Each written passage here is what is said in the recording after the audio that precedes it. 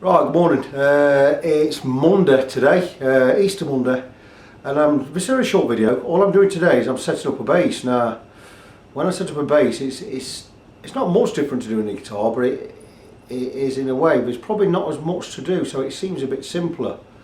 But what I'm just going to show here is, it's not simpler. It's simpler and it isn't. You're not really doing less work because you're getting a guitar as playable as you can. You get everything. You get the neck set and everything set to its best at playable position. You're doing quite a lot of things. So what I'm going to do is I'm going to explain what we do when we do a setup. Now, I did a video yesterday showing what's in my workshop and all that, and there's been a big change since yesterday. I got all my workshop all redone and set up and cleaned up, and then I thought I could do with a bigger work table. And I went to check my email on FreeCycle. Someone's giving away a big work table. It's 1.6 metres. Like an office table with chest of drawers and that, which I went and fetched. So I've had to rearrange my old workshop again. So I've got a much bigger table now, but it makes things like this a lot easier because I don't have the guitars hanging over the table edge now. They fit the table easily. And I'll show that in a minute, but what the first one I'm going to do is I'm going to explain what I do when I'm doing a bass setup and how I go about it, because there's certain ways I do things that save time or help you save time in the long run rather than strip it. Your normal thing is you get the strings off, get it stripped, get it cleaned and get stuff back on, then do everything to it that needs doing. I don't do that. I'm not going to show you what I do, I'm going to explain what I do. So I'm going to stand up, you're going to see the bass, and I'm going to tell you how I go about it. So here we go. First, I'll get on my bench. I've started using padding or a block underneath the guitar to give it more height, so it's all level when it's on here, which is great. Now the first thing I do is I get my tuner attached to it and I'll set it up, I'll tune it in to what the owner wants. In this case it's a drop C tuning, so I'll get all that done, I'll get it tuned in. Once it's tuned in, I'm not worried about the action or anything yet. Once it's tuned in, the first thing I want to check is the intonation on the bridge. So I'm going to check everything at 12th fret, make sure it's in tune as is on an open fret and on the octave. That way I get the intonation done. When I come to put new strings on later, the intonation's already done, I ain't got faff about.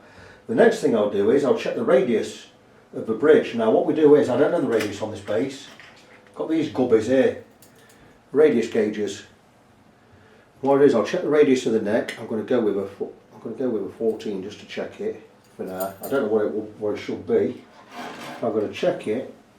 It looks to be about a 14, and what I'll do is I'll take this 14 here and I'll place it under the strings, bring it up to the bridge, and make sure the bottom of each string touches this radius gauge. That way, that'll mean that the radius of the strings on the bridge will match the neck exactly.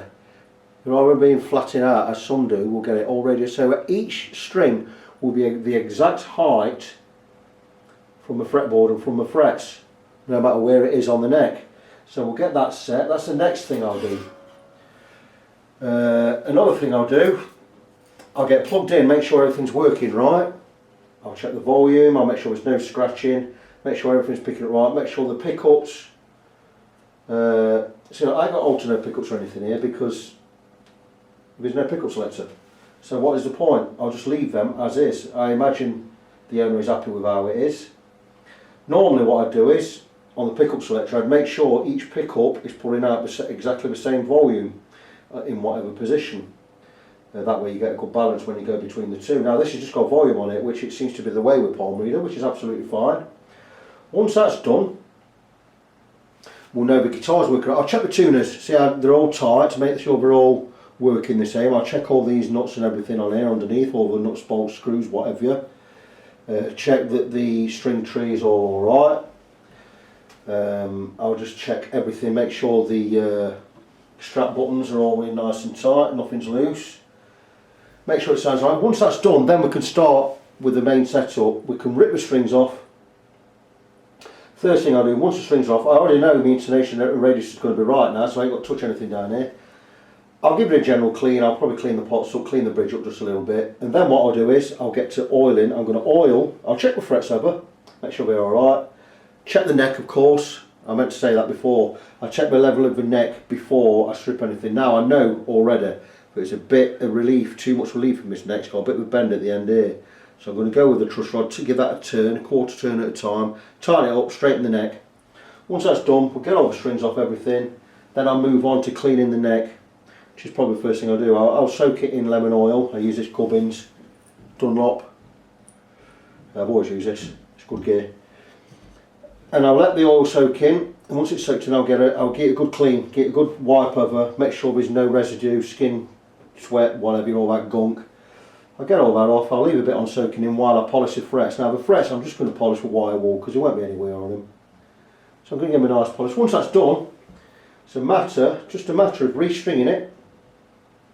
Once I've restrung it, I'll stretch the strings, and then I'll check the action height, make sure everything's all alright, get it tuned in, play it a bit, stretch the strings again, get it tuned in again, and that's it. Make sure it's all ready to go out on tour this week. So really basses are pretty straightforward, you know, compared to guitars. Guitars you've got to be a little bit more intricate and stuff. You can be a bit more heavy-handed on a bass. There's not as many strings.